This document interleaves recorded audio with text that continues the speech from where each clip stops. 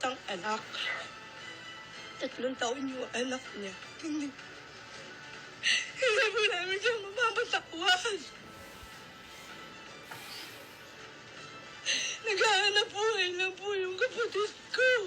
Bakit kaya ang ginawa niya?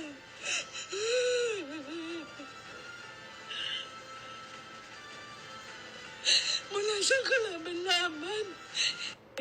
Isa to sa mga bagay na hindi maiintindihan ng kagaya ni Gabe Pineda at ng mga kakamping na masarap na namumuhay sa loob ng subdivision at hindi kailangan magtrabaho sa isang alanganing lugar sa alanganing oras. One of the reasons why kung bakit nanalo si Duterte is a lot of the Filipino people, especially yung mga masa, ay naka-experience ng isang magulong komunidad dahil sa krimen. Lalong-lalo na yung mga krimen na ginagawa ng mga lulong sa droga.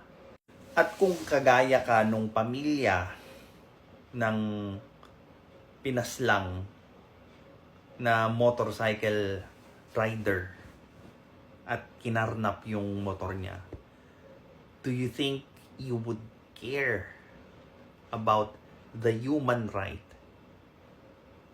nung gumawa nung krimen na yun? Most likely hindi. Most likely hindi. Again, this is not endorsement of what is right or ng kung anumang moralidad.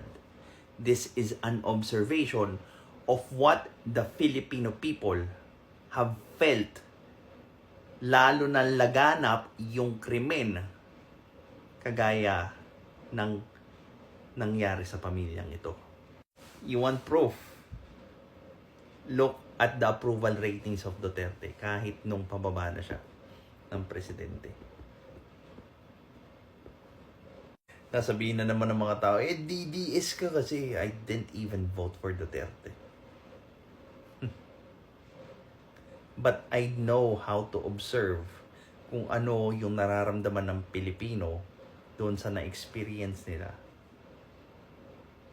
nung termino ni Digong.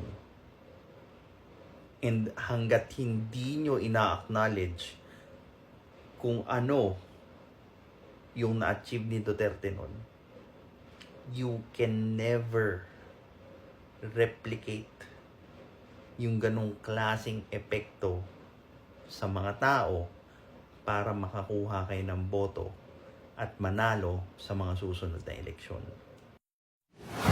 This is Pinoy Extreme.